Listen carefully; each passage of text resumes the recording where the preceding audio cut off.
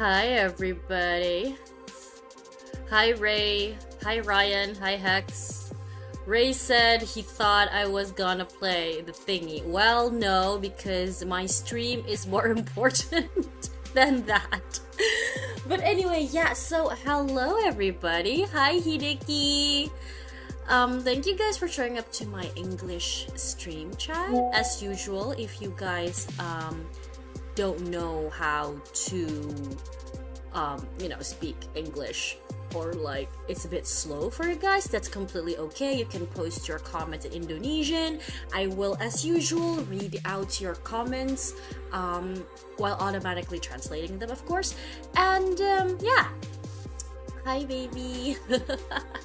Thanks, Ryan. Okay, so tonight we will be talking about fetishes, because apparently a lot of people around here have already been asking me to talk about kinks and whatnot. Hi Sumi, you do know how to speak. Shush. Anyway, what matters right now is you guys know how to type, because you guys are going to be in the comment section while I'm going to be the one talking. So tonight, about fetishes, I really want to make sure that everybody understands the definition and the types of fetishes and kinks that we're going to talk about. So I will be talking a lot at the first and then reading out comments. So usually I read comments while I'm explaining, but now I want to focus on reading the definitions and then explaining it to you guys, and then we're gonna go have a discussion and then chat, okay? Is that good? That's good. Konbanwa Billy, hello for showing up. Okay, now, fetish. What is it? So according to the Webster dictionary, the definition of fetish is 1, an object believed to have magical powers. So it's like a totem, an object, a magical object, like a totem. Or 2, a strong and unusual need or desire for something. The something can be abstract, it can be solid, it can be a thing, it can be food, it can be a certain feeling, it's something. And the third, which is what you guys are interested in, is the need or desire for an object, specifically an object, body part, or activity for sexual excitement. And that is the type of fetish, the definition of fetish that we're going to be talking about today. Hi, Sophie! You got into this stream talking about fetish and kinks. Anyway, so now usually the word fetish is used as a negative connotation, and it implies that when you use it, you don't approve of the fact that they do their fetish or that they enjoy their fetish. So it's more like a ew, it's a fetish, like ew, like that. Well, so in this context, we're going to be talking about the sexual fetish, not the totem fetish, and not the unusual need fetish. And the sexual fetish is also commonly known as a kink. This gets tricky because the word kink has its own meaning.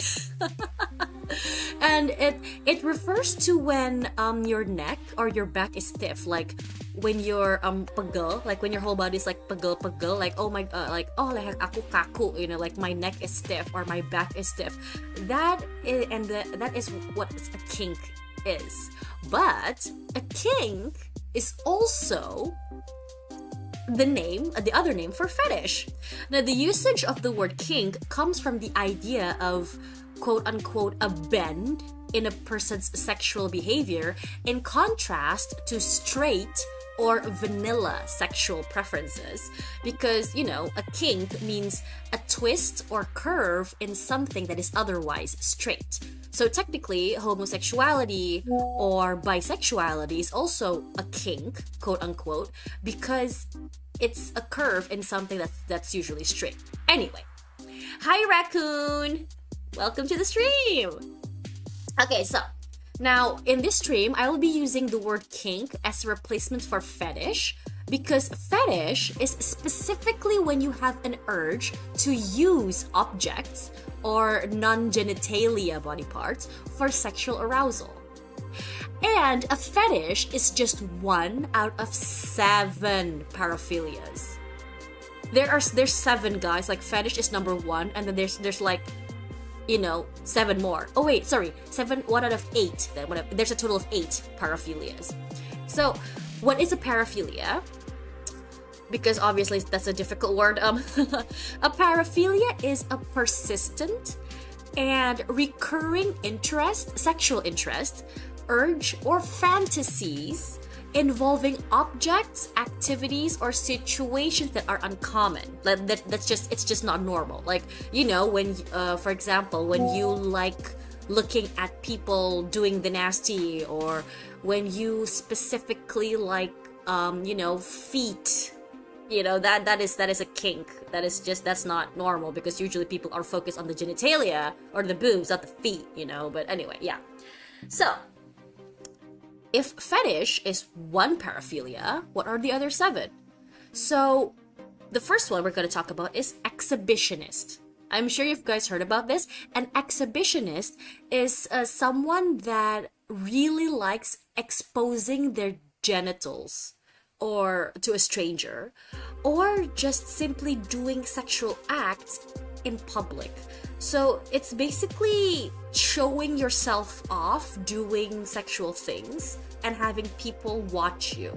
That is called exhibitionist. Now, usually an exhibitionist is paired up with a voyeur. A voyeur is someone who gets aroused by observing these people who are naked, undressing, or engaging in sexual acts. So, they come in pairs, apparently. Which is good, because, if they find each other, then they're meant for each other. But anyway. The second is masochism. I'm sure you've heard of that one before. Masochism is fantasies, urges, or behaviors that involves physical suffering. So they literally get turned on by suffering physically. They like pain. Either it's pain by slapping, by choking, or those kind of things. Yeah. And masochism's friend is the sadist. So if a masochist likes being hurt, a sadist likes hurting people. So they like to inflict the physical or psychological pain. Now, the thing is, masochism and sadism, it can be both physical and psychological. Hi FBI simpers, welcome to the stream. Okay, now masochism, right? It's both physical and psychological, because sometimes they like to be degraded.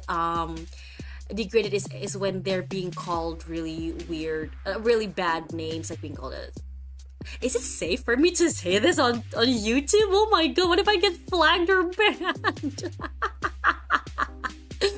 Hi Aggie, hello. Oh, hi Jack Boone. I'm going to answer your question at the end of my little explanation essay, because for sexual, like for fetishes and kinks, for me it's very important for people to understand the fundamentals before I jump into answering questions, okay?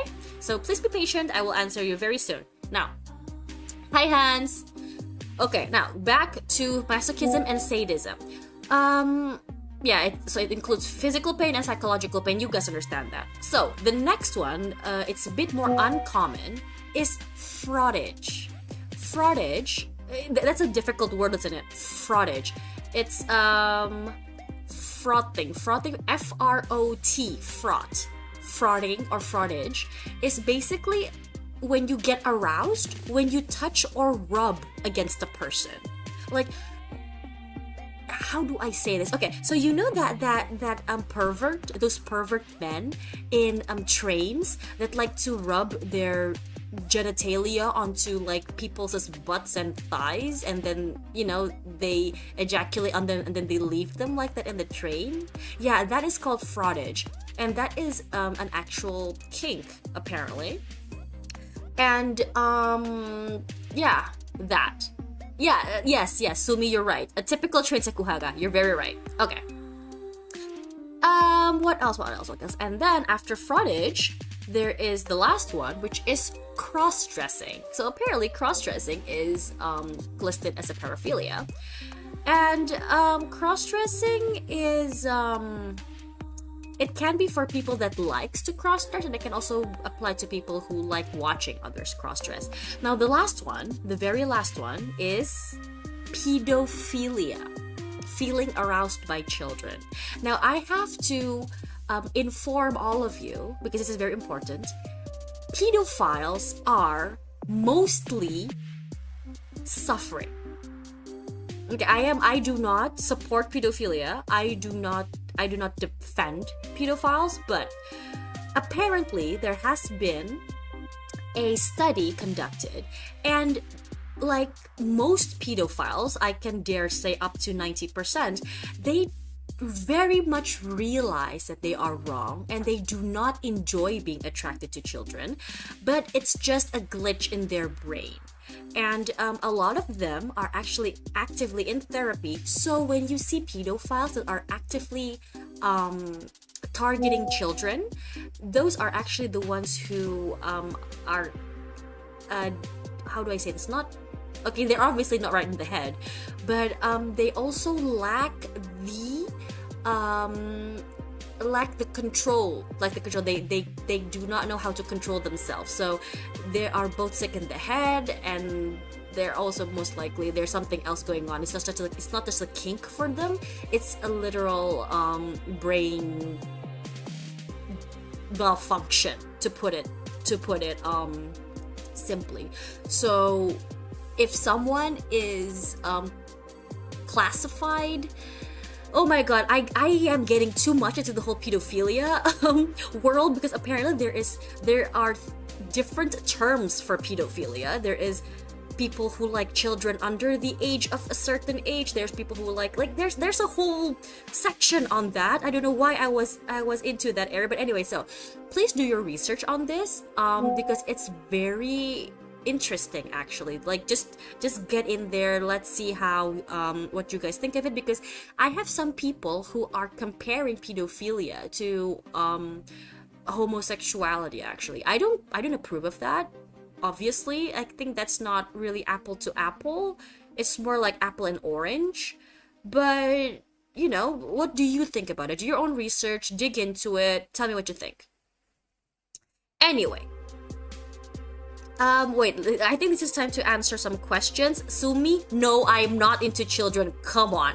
But I'm very much into psychology, and because I am very curious about my own sexuality, I obviously dive into paraphilias, like what causes it, what makes them aroused. Like, there are people who like feet. I don't know what is so arousing about feet.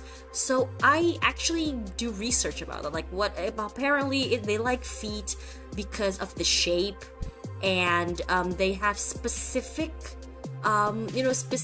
types of feet that are more attractive than the other. I don't understand, but apparently it exists. There are people who have a specific fetish for fingers or hands, and they have specific hands that they like, or lips, or eyes. It's a really weird world out there. Okay, anyway. Oh, Jack Moon, if you can tell me, please. I'm actually I'm very interested. Like, how does their brain work? How does it compute? I really want to know. If you can tell me, please do. So, raccoon, they can't control that. Yes. Pedophilias cannot control. So there are studies that objectively compare pedophilia to homosexuality. I'm not saying it's the same. It's like apples and oranges. It's not the same, but it's both round. You know, there's nothing else that is similar about the both of them, except that they're both round, apples and oranges. And they're fruits. But so, when you're gay, right, you cannot help yourself but be turned on by the same gender, right? That's what happens. And no matter how much you try, you just cannot be turned on by the opposite gender. In fact, the opposite gender may be gross to you. It's like when you're straight guy, and when you see another dick, you're like, ew, disgusting. but when you see boobs, you go like, ooh, interesting, right? Because that's your sexuality. Well, the same goes for pedophilias. And these pedophiles, right, they are actually attracted to underdeveloped bodies, and that is a thing. So that's why most pedophilias, they don't, well, not most, okay, so this is the thing, right? Like I said, pedophilia is categorized into 3 categories. I think one is like for barely teenagers, I think under the age of 13, and then one is like the child age, like from 7 to 10, I think. I'm not sure. And then the other is for babies. So we literally have people who are turned on by babies. That is insane and gross, honestly. But I actually feel sorry for them, because they literally cannot control themselves and they hate themselves for it. Obviously, because who the fudge is attracted to babies? But okay, anyway, I'm just sharing this for information. If any of you are like interested in this and want to like dig deeper, I can give you links so you can learn more about this, because I personally think that this counts as a disease, like sexuality, right? When you get aroused by something, it is urged on by hormones, and I personally think that when you're attracted to children, that is a serious hormone imbalance. There's something wrong with your head up there. But yeah, that. So yeah, they can't control it, and I think that's just sad. Yeah, but then that's also why I also heard that some pedophiles, they turn to Asians, because most Asian women, I mean, it's more common to find a tiny petite Asian women that look underdeveloped, and you know, that's why they're attracted to these women. So when you see like a big dude dating or marrying this really petite tiny girl that looks underdeveloped, most likely the guy's into that, you know. But again, that's just me, I'm sorry. But yeah, so that. Anyway, I will read the comments later. It's very nice. I like the comment section, but I will read it later. Okay, so those are the 8 paraphilias. I will repeat. 1, it's fetish, the sexual arousal of objects. 2 is exhibitionist, exposing yourself to strangers, either your genitals or while you're doing the nasty. Number 2 is fraudage, or rubbing up and touching against a person, rubbing your genitalia against a person. Number 4 is pedophilia, attracted to children. Number 5 is masochism, being aroused by physical and psychological suffering. The 6th is sadism, being aroused by physical or psychological, by inflicting physical and psychological pain. And then cross-dressing, liking people who cross-dress or being aroused by cross-dressing yourselves. And the last one is voyeurism, when you're getting aroused by watching people doing the nasty or watching people getting naked or undressing. So those are the 8 types of paraphilias, okay? So, the last thing. Is it common? Yes. So, here's the thing. Kinks, like liking feet, liking fingers, being specifically attracted to ears or lips or the scent of someone or how someone dresses, a certain skin color, that is very common. But is it normal? No. So why is it not normal? Because by definition itself, a kink or fetish is a disorder or like a deviation from normality, from normal vanilla sex. So apparently vanilla sex is normal. And if you like anything out of vanilla sex, it's basically a kink or fetish and is considered a disorder. But what quantifies as a disorder? Well, the thing is, right, when you engage in fetishes or kinks, it has to be consensual. And when you are engaging in it consensually, it's on a broad spectrum of healthy sexuality. But if your fetish is affecting your life negatively, like you constantly have the urge to, undress yourself in front of people, or you have this really strong urge to, touch yourself in public, and then you actually go and do it, or like to the point where you get hard for no reason in public, stuff like that, you know. I mean, I understand that men's dicks get hard for no reason sometimes. Oh, who texted me? Anyway, I understand that happens, but when you are like having sexual thoughts just by being in a train or just by seeing someone's toes or feet or hands, like that is a disorder, you know. Like when you actively get hard and you cannot you know, talk yourself down unless you have to rub one out, that is a disorder. That is classified as a disorder already, and you may want to seek treatment and support. And I mean it. Like sexuality is a taboo. It's not uncommon, but if it's a disorder, you need to seek help. So yeah, you know, the terms and conditions applies, but in general, it's okay. It's calm. And also this. According to most psychological articles that you'll find on Google, paraphilia will be stated down as a disorder. But again, it is not a disorder if it's not interfering in your daily lives. If you can still do your daily activities and keep your kinks and fetishes just in your fantasies or in your, you know, entertainments and or between you and your sexual partner, that is completely fine. You're good. You're normal. You're okay. Okay. Now, an important question. Is somnophilia a part of paraphilia? Somnophilia is a sub-genre of paraphilia, I guess. So, okay, the thing is, somnophilia is more of a kink instead of a paraphilia. Because a paraphilia is something that is more inclined to become a disorder. Like, okay, so remember what I said about voyeurism? Like when you like to look at people doing the nasty? There is a bigger chance for voyeurism to become a disorder than somnophilia, because somnophilia is when you like... Sorry. Sorry. Let me drink. Hold on, let me get a drink. Sorry.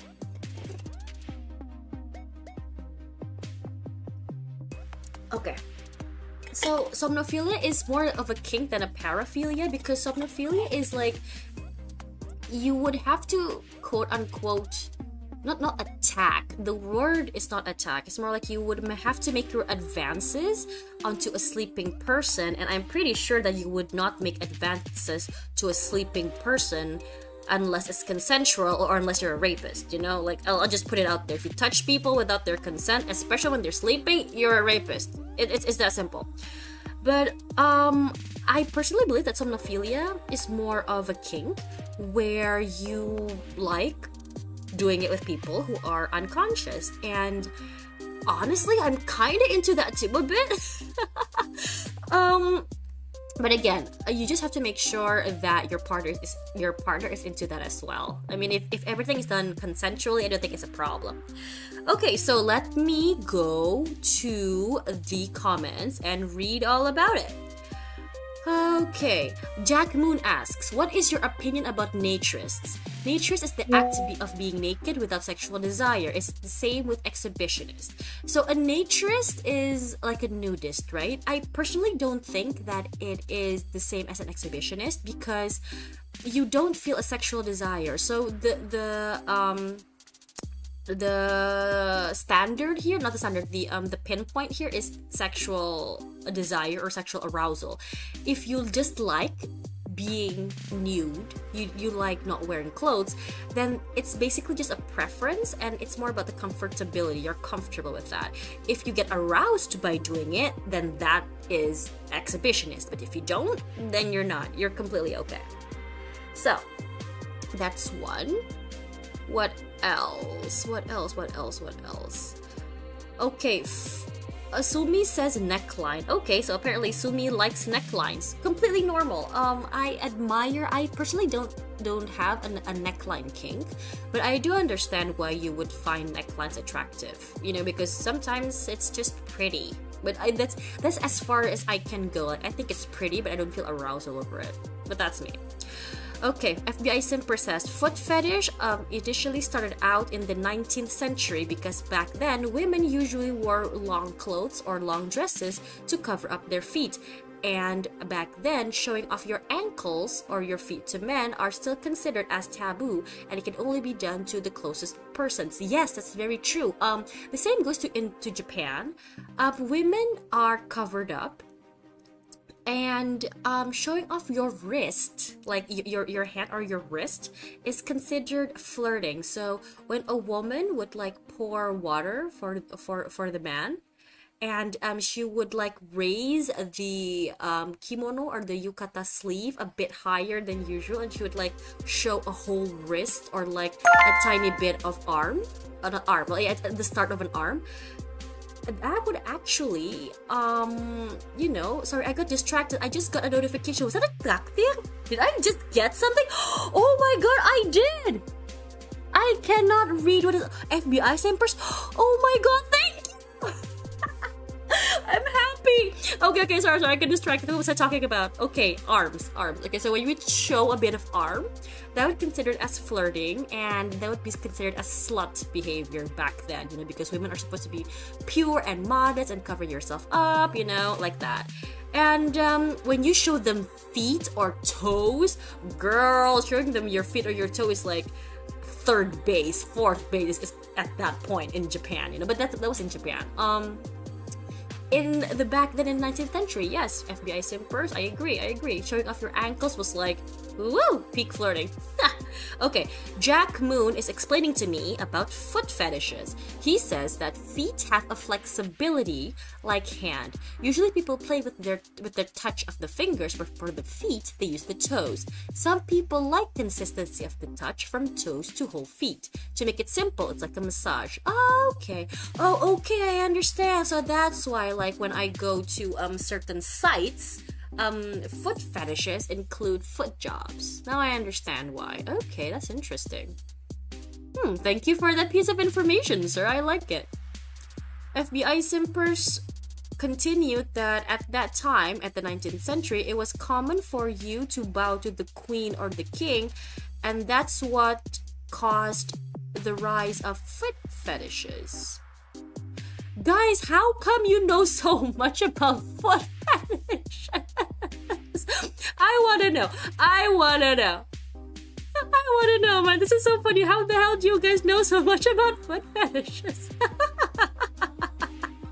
Okay, nice. Okay, that's nice. Raccoon says, it's like 7 deadly sins but 8. Yep. Yukang, hello sayang, selamat malam. Konbanwa Yukang channel, Yukang kung? Yukang kung! Sorry. Okay, no, my jokes are so bad. Okay, anyway. Sumi asks, how can you be consent to it while being unconscious? Pre-negotiation. So, me and my ex-partners, I would actually tell them like, hey, I actually like somnophilia. I have somnophilia, it's one of my kinks. I actually don't mind if you do it to me. So you can go ahead. And the thing is, right, when you're asleep, you don't literally sleep through the whole thing. Like you will wake up eventually in the middle of it. You will wake up. And I just like waking up to my partner doing stuff to me. That's just me. So I like being woken up from it. And for me, my somnophilia kink is on the receiving end. I like receiving it, but I don't like giving it. Maybe in this case, who liked somnophilia? Oh, FBI simpers, he asked if somnophilia is included in paraphilia, and so assuming that simpers likes to do that to their girlfriend or their partner, I think that FBI simpers prefer to give than to receive. So he is preferring to do it to his partner than letting his partner do it to him. And Kinks is very, a two-way, not two-way street. When you like giving it, doesn't mean you like receiving it, and when you like receiving it, doesn't mean you like giving it. So yeah. If that makes sense. So, because sometimes you like giving foot jobs, but you don't like receiving foot jobs. And sometimes you like giving and receiving, sometimes you don't. You guys know what I mean. Okay. Oh no, Simpers, it's okay, you're not disturbing me. I just get distracted really easily. I think someone like in my debut stream, I think Katya said, "Hey, do you have ADHD?" And I was like, "I'm undiagnosed, but I think so." So I guess that would explain it. Don't apologize, don't worry. I just getting distracted very easily. Okay, so Raccoon asks, I just found out that I'm a masochist. Is that wrong? I'm scared to tell my partner. No, it's not, honey. So a kink, like I said, a kink is very normal. Not normal, it's very common. And as long as you're not hurting anybody, it's very much okay. It would help a lot if you know exactly what kind of physical or psychological pain that you like. So, for example, okay, I'm gonna share something a bit about myself. I personally, oh god, this is so embarrassing. I have masochistic tendencies. I'm not a masochist. I'm more of a. I don't like BDSM. I don't like sadism. I don't like masochism. I'm a bit of a sadist, but I'm not a masochist. I hate pain. I hate physical pain. But I kind of like being degraded. I like when, you know, my sadist partner, or when I am a submissive, I like it when my dominant partner tells me, you know, bad words, that I'm a whore, that I'm a slut. I like that when they tell it to me in a sexual setting. What was the question? Okay. That is... Wait, okay, shoot! Mother, I forgot what I was gonna say. I swear there was a point to it. Oh wait, okay, give me a minute to collect my thoughts. Sorry. Okay,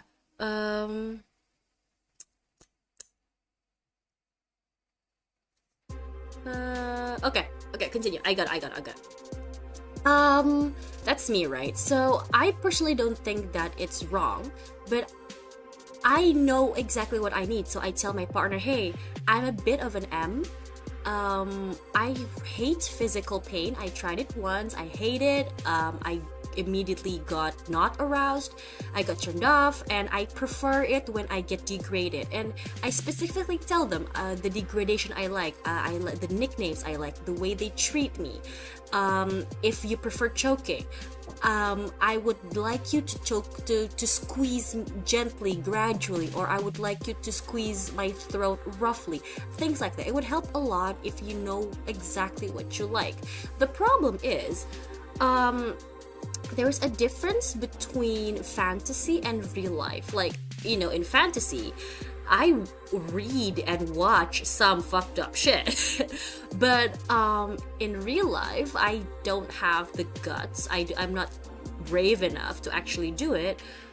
Or I just don't feel comfortable doing it. I don't like receiving it, and I don't feel comfortable giving that certain thing to someone. So, for example, if you say you're an M, you're a masochist, and you found out because you read something or you watched something, I think it would be best for you to explore and find out exactly what type of an M you are. Are the things that you read or watch your fantasies? Do you feel comfortable doing those fantasies, enacting them, or do you just feel comfortable watching it? That kind of thing. And yeah, if you are scared to tell your partner, honestly, I don't think so. I fully believe that when you're with someone in a healthy and adult relationship, you should feel safe enough to tell them everything about yourself, including the quote-unquote bad things. Even if you're ashamed of them, you should at least share it with your partner. If your partner reacts negatively to it, then of course don't, you know, tell them. Like, so here's the thing. If you share about them a sexual thing, like, hey, I think I like choking, for example, you don't tell them you're an M. You just say, I think I like choking, and then your partner looks at you very weirdly and like, ew, you know, and they don't try to ask you more. They don't try to know more about why you like choking or why you suddenly bring it up. If they don't try to start a conversation with you, at first, you should start that conversation and then try to guide the conversation and see where it's going. If your partner is not actively engaging in that conversation, or if they clearly show that they are not interested, then stop and don't ever bring up any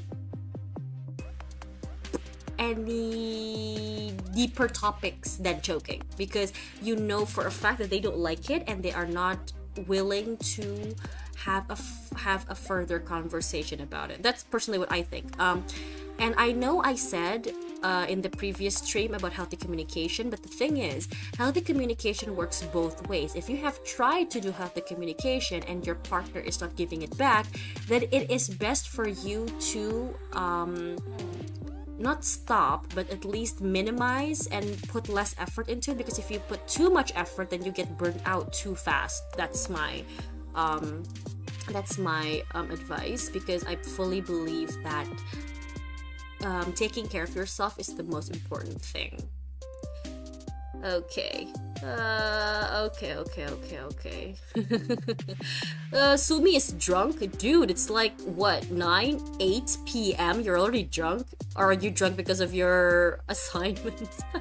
Okay, Jack Moon says, I kind of like to research many things. For this kind of things, I'm trying to research the way how to achieve the feeling of being truly loved. Well, that is a bit, interesting actually, Jack Moon.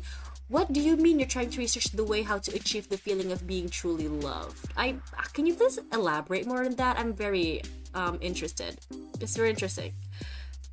Simper says, I don't know why, but if there is a significant other with a fetish, it can be fun.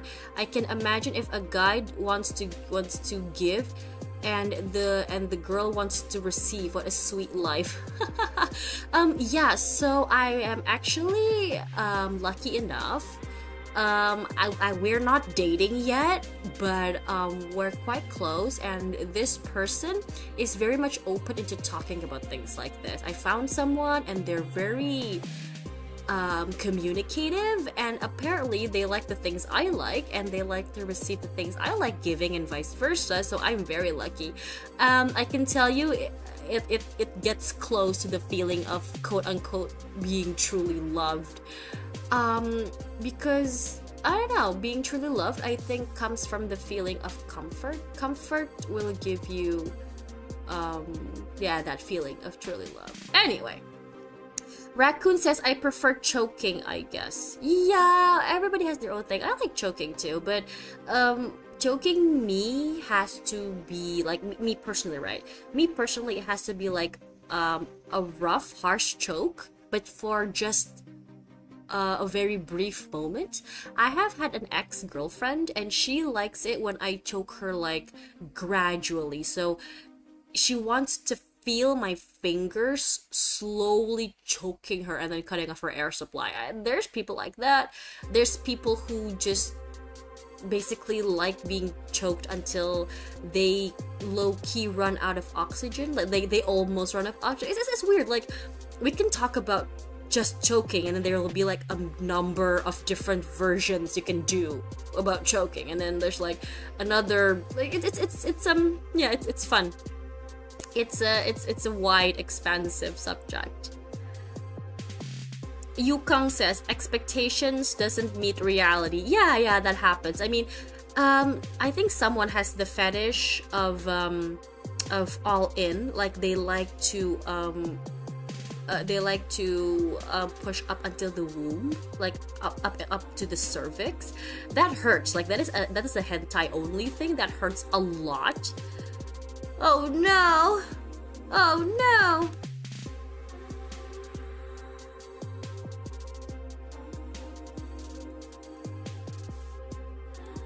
Is it a lag?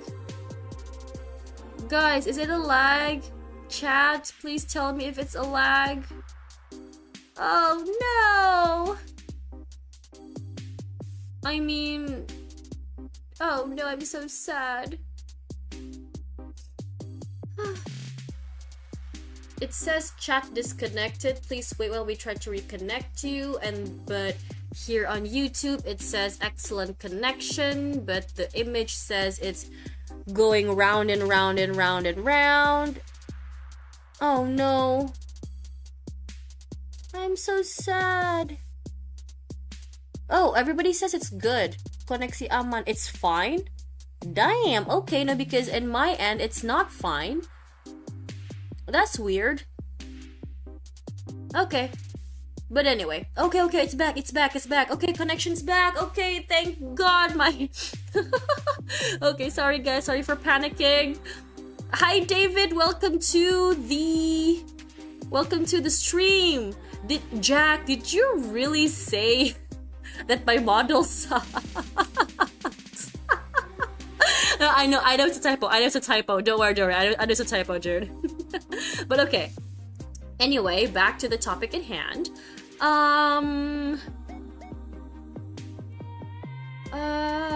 Okay, so back to Raccoon, I guess. Maybe one day I will try to let her know, hope she's okay with it. I think it would be better to start to have an actual conversation. So like, while you're on the topic of talking about fetishes, why not just ask her what her fetish is, if she has any? And you know, like I've already explained to you what kind of fetishes there are paraphilias as well. Maybe try explaining it to her as well, and then you know, like and then offer to explore her fetishes together. So maybe you both can find something that you're both into. Who knows? You find out that you have another kink aside of somnophilia, you know? We never know. Okay.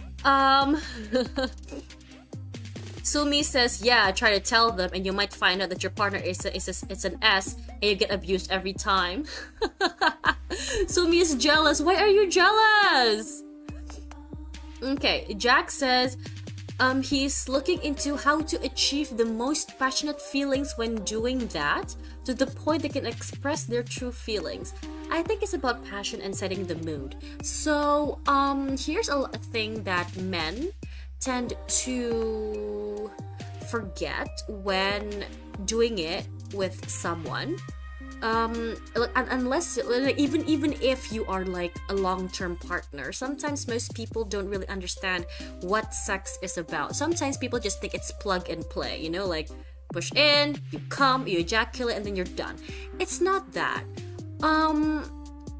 Especially for women, right? Women don't look for the O, the orgasm, the O.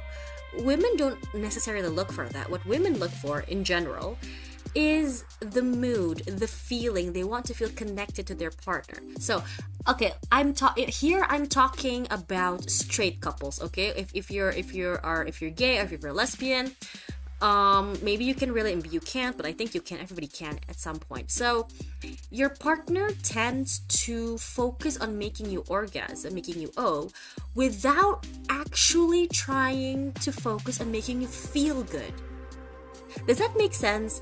It's the difference between, when you eat food, it's the difference between eating food and enjoying the food, and eating food because you're hungry and you want to feel full. Do you guys understand the difference? Eating just to feel full and eating to actually enjoy the food.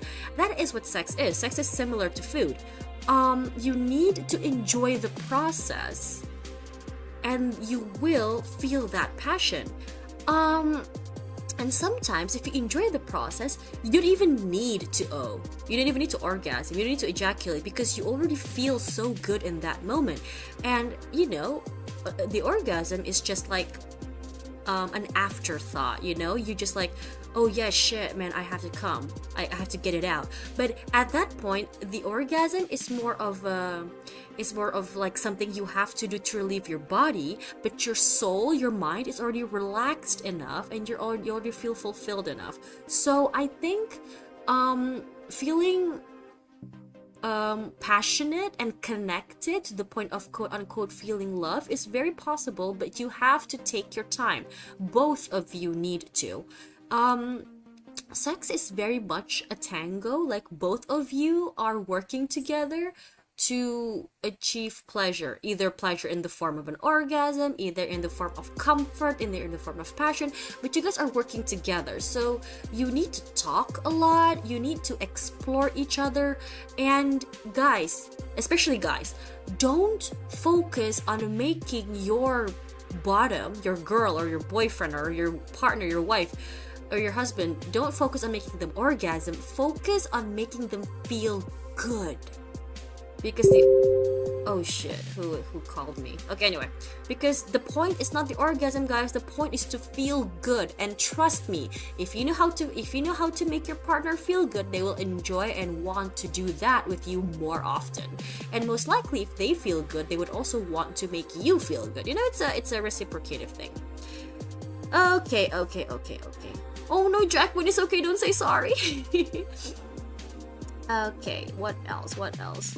David says, we're too focused on holding it back. What do you mean we're focused on holding it back? Simper says, I'm more of an S. Okay, because I like to see ahego and I feel glad and I feel happy. Ako gasa senang yang mereka katakan jika kau sudah terkoneksi. Okay, and you feel happy because you feel happy when your sub feels happy. Okay, so here's the thing. Same. But another side of sadomasochism in BDSM. Oh, yo, Hideki, it's okay. You don't have to comment. If you have any questions, feel free to ask. I don't mind explaining anything. But if you don't have any questions, that's fine as well. So, continuing FBI Simper's comment, there's another side of BDSM. BDSM is not only about sadomasochism. It's not just about sadist and masochist. It's also about dominance and submissive.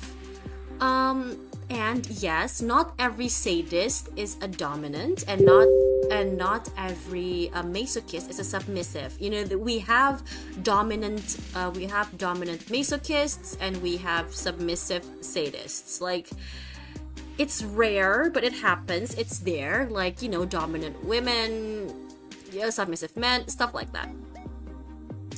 Oh, David says if we don't hold it, then it will be a quick end. Okay, I understand what you mean, sir. Okay. Wait, Yukang, I will get to you shortly. I know exactly what you mean. But I'm gonna talk about FBI Simpers first. Okay, so FBI Simper says, that, and dominant and submissive, right? I think okay, and there's also a thing called top and bottom. A top is when you are on top. No. Okay, let's just say usually a top is someone who gives and a bottom is them who receives. If we use traditional gender, a bottom is the woman, the one who is getting dick. Okay, so the bottom is the one who is getting the dick, and the top is the one who's giving the dick. Okay, that makes sense for you guys, right? Okay, so again, not all dominants give dick. Some dominants receive dick, and some submissives give dick. You know, the combination exists. Now, sometimes some people like being a submissive top. A submissive top is when their pleasure depends on their partner's pleasure, and they do not mind or even prefer to follow their partner's instructions. So they're the one giving dick, but they're also the one receiving instructions from you. That exists. And then there are also service tops. Service tops are tops who like to give pleasure, but they don't need to receive pleasure.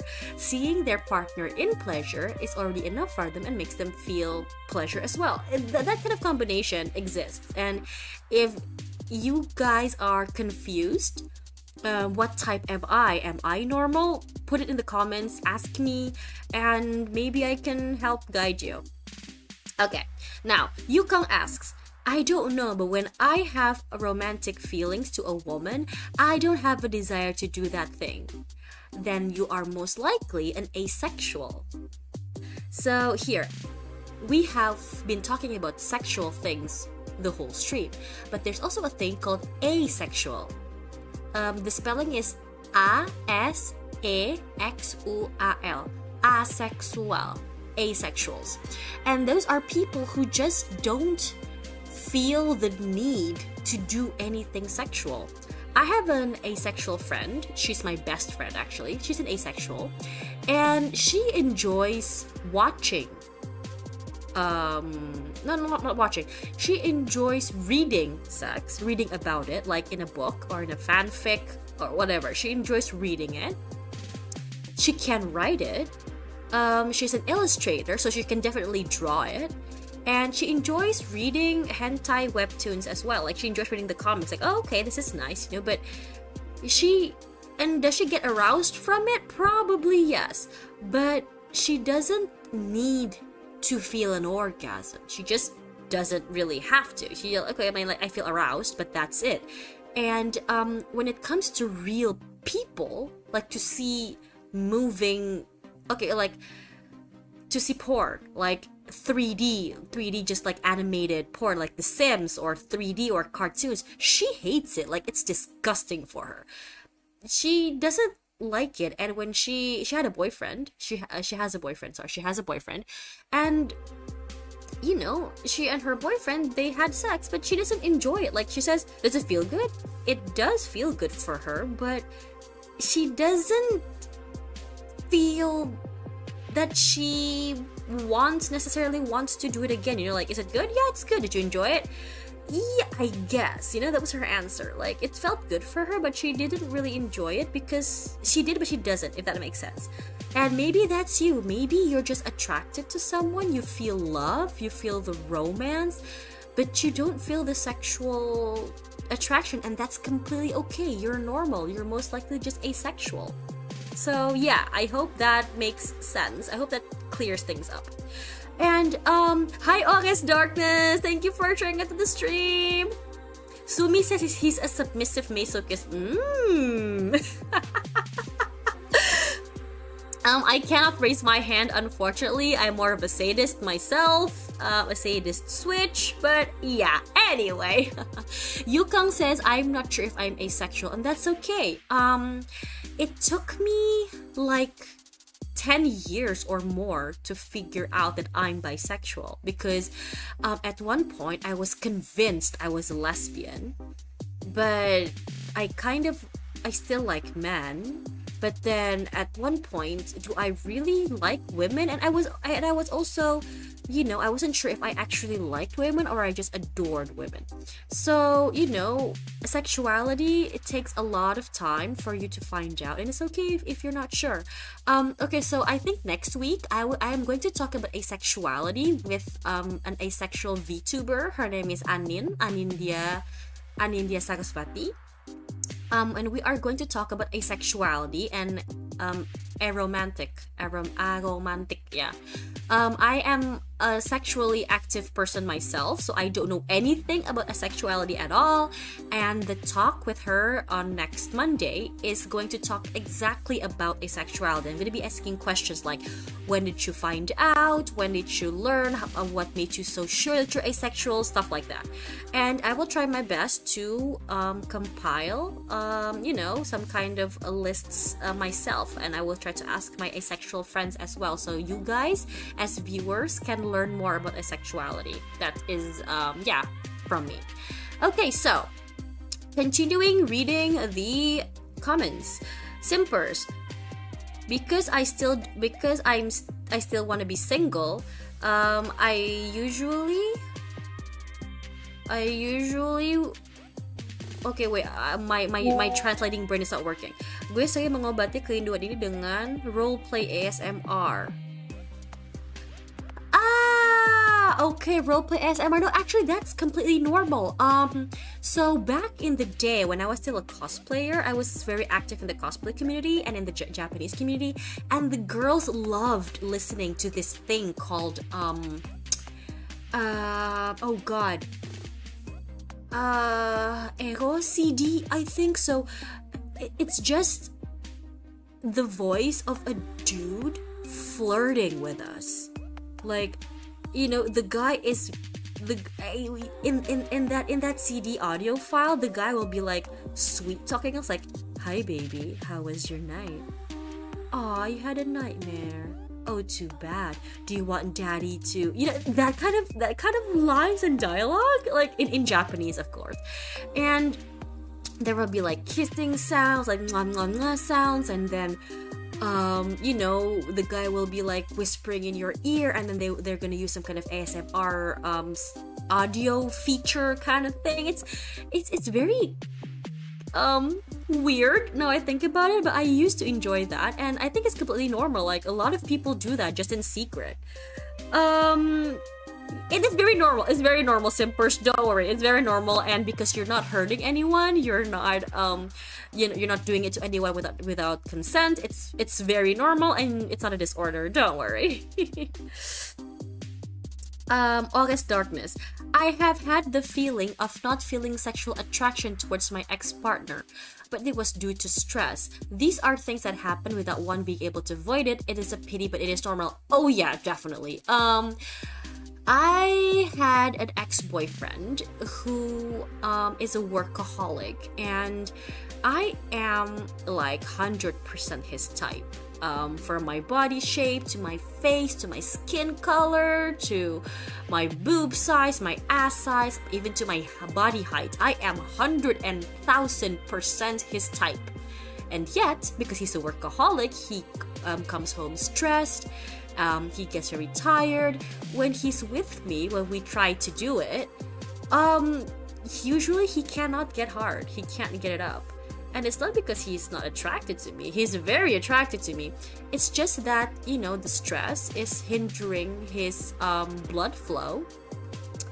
And the stress hormones are also blocking the arousal hormones to get into your brain, and your body just simply does not want to cooperate with you. It's very normal, and that happens, and not everybody can control it. So, you know, if you guys cannot get it up, probably it's because you're stressed or because you're tired, and that's completely normal. It's nothing to be ashamed of. Hi, Agihito. Welcome to the chat. Welcome to the welcome to the stream. I'm sorry, it's been a long day for me. Welcome to the stream. If you have any questions, if you want to consult, please feel free to do that in the comments. I am right here to answer all of your questions. What else? David Togi. I mean, if it's an ex-partner, most of the time breakup ends badly, so having zero sexual attraction to someone you're still bitter is pretty normal, I guess. I think that breakups... Yeah, I mean, if the breakup ends badly, sure. But, I don't know. I think that having zero sexual attraction to someone you're still bitter is pretty normal, I guess. Yes or no? I mean, there are people who actually are aroused by the fact that they are angry at their ex, and then it ends up in, like, you know, angry sex, and apparently some people are very much into angry sex. Did you guys know that angry sex is an actual kink? Well, I found out like 3 years ago, but yeah, so now you guys know as well. Angry sex is a kink. Crying sex is also a kink. I forgot what it's called. It's oh god. There is dacryphilia. Dacryphilia. It's dacry or the cry? Dacry? I think it's dacryphilia. D-A-C-R-Y philia. D-A-C-R-Y-P-H-I-L-I-A. It's an actual kink. It's a fetish for tears. So when your partner cries, they get more turned on. That's apparently a thing. August Darkness says, I like ASMR too. The sounds are close, make me feel chills all over my body. It's fun. It's very fun. You're not alone, FBI simpers. Don't worry. Hideki asks, is it normal to have a lot of fetishes? Oh, hell yeah. Look, Hideki, honey, I have your mommy Raimu here has a lot of fetishes, and I am not ashamed to admit that. It's part of being human. I am built this way, and I'm not ashamed of it. And I do everything with the consent of my partner, so there's nothing to be ashamed of. And yes, it's like I said again, it's technically not normal, quote unquote, you know, because a kink in itself is a deviation, but it's very common. Like, usually if you have one kink, you probably have a lot of other kinks, because one kink leads to another. Like, for example, there are people who like farts. Yeah, people like farts. Like, they actually are aroused by the sound and smell of a fart. And usually, if you are aroused by farts, which means you are aroused to the sound or the smell, you would most likely be aroused to armpits as well, because armpits smell as well. And then probably also you would be turned on to... I'm sorry, hold on. That is an alarm. Okay. Because I usually, do my streams at this hour, remember? That's why I have an alarm. Anyway, or if you have like an armpit kink, you would most likely also have the voice kink, because again, a fart is a sound and a smell kink, which means you would like sounds, you would also like smells, armpits, and moans. What else? And then from that, because you like farts comes from the butt. Most likely, you also have a butt kink, stuff like that. So if you have one kink, you most likely will have others that are connected to it. It's... yeah. Okay. Hihito Mishima. I'm not sure to talk about kinks since me and my partner never really talk about it. This is like about you and your partner, so I feel like I don't have a right to say this, but if I may give an advice, and thank you for listening to my advice. If you want to, if you don't, it's completely fine too. But I personally think that it would be healthy to try and talk about it with your partner and like, hey, do you think you have a kink? I don't think I have a kink, but do you want to see if we have any? Because I personally think that sex is important to non-asexual people. Because if you're asexual, obviously you don't need sex. But if you're not an asexual, I think sex can be very important because when you are in a long-term relationship and you've been together for very long, sometimes, a good round of sex can build intimacy between you two. So when your chemistry is kind of low and when you don't spend so much time together, physically, because you're busy with work, you're busy with everything, you're too tired, blah, blah, blah. When you can have good, passionate, connecting sex, it can, give your brain that endorphin boost, the happy hormone boost, and that will automatically make you feel more comfortable and more happy when you see your partner, when you're around your partner, and it can help a lot. So yeah. Lihito says it's fine because I'm half M, half S. Okay, half an M and an S. So you're basically a switch kind of, right? Even though it's conditional, I'm actually more a Dom type. Oh no, it's okay. I completely relate to you on that. I am more a Dom type as well, even whenever I'm submissive or whenever I'm bottoming, I still am dominant. Like it's there. It takes a lot for me to get fully submissive. It's fine. I'm actually like that too. I think because you already know about your kinks, I mean you kind of know when to start. No, when I mean, like, where to start talking about it. I think you should try and share. I mean, at least just to see what they think about it, and if they neutral about it or if they're positive, then you can start opening up. Because trust me, a good sex life will improve your relationship a lot if you are not asexual. Okay, Yukang says, even though I have a fetish, I don't want to feel it. If I can feel it's good, but if I never feel, that's okay as well. That actually kind of sounds like asexuality. But then again, I don't know anything about asexuality, so I might be wrong. I can be very wrong. If you want to ask more questions, maybe just come to my stream next Monday. We will have an actual asexual person talking about it, and she's going to be sharing about her journey of discovery and stuff like that. So yeah. I think you will find more answers in my next Monday stream. FBI Simpers. Yep, that's exactly how you spell it. Dakiphilia. Yep. Hideki says, if you like netogage or cheating, does that count into or a fetish? It's actually a fetish because netogage is closely linked to voyeurism. Cheating and oh god, there's this thing called cuckolding. It's an actual kink. So cuckolding is the act of watching your significant other be doing the sexual thing with someone else. So you actively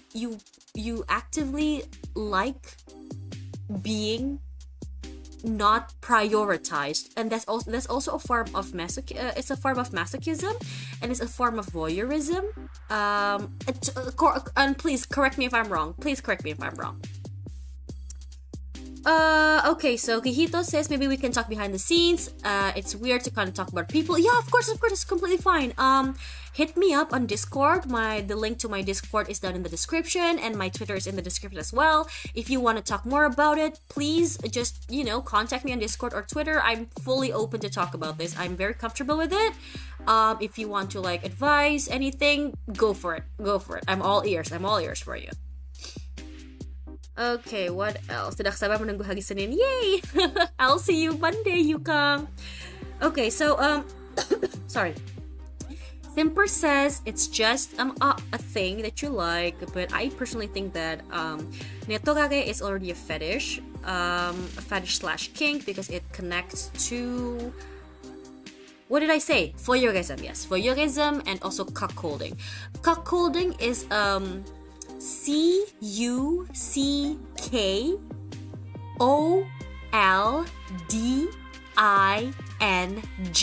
Cuckolding.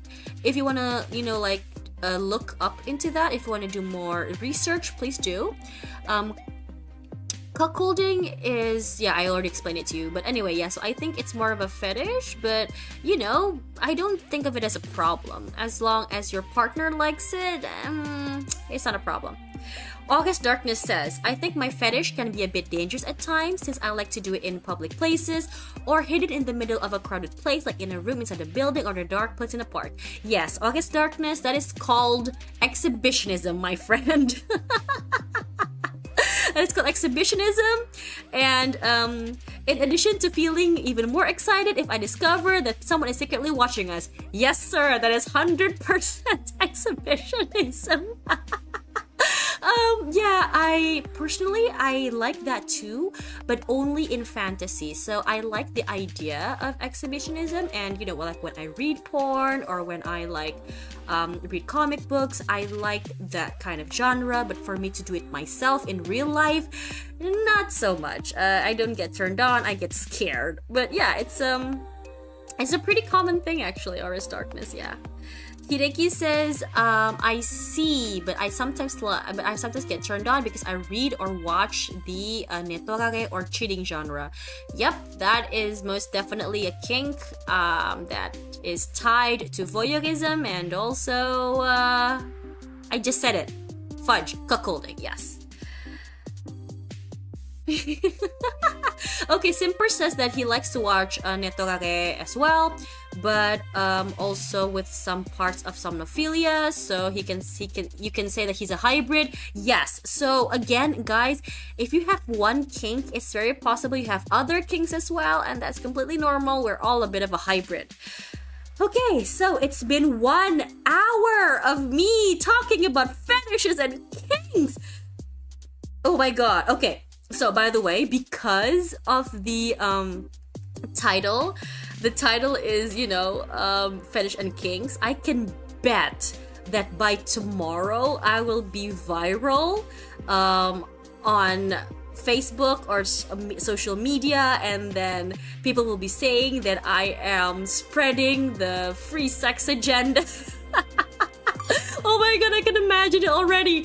It's gonna be wild. But just that we all know, just for you guys here, from my viewers, again, this is just education. I would want you guys to know exactly what you're going through. I want you guys to not be confused with what you're going through, what you're, apa yang sedang kalian alamin. So this is just purely for education, you guys, okay? Just purely for education. And for advice and discussion. Okay, so in an ideal world, the exhibitionist will invite the voyeur to watch so everyone can be happy. Yes! But sometimes a voyeur dates an exhibitionist, and then they live happily ever after in their sex life, at least, because it's ideal. And simpers, yes, I think it counted to voyeurism, and honestly, sometimes people who watch porn is included in the voyeurism category, because we're literally turned on by watching other people have sex. Like, it's literally voyeurism. Hi, handsome monkey. Are you late? Kind of. We're already almost ending, and we had a long talk about what is fetish, what is kinks, what is a disorder, what is not a disorder. So if you are interested, maybe you can watch from the start. This time the stream is less talking and more learning. Like, I'm actually teaching something. So yeah. Okay. I hope I can meet them someday. That would be a deal. Oh, hell yeah. Oh, hell yeah. Guys, this is the importance of being, sexually transparent towards your partners or your potential partners.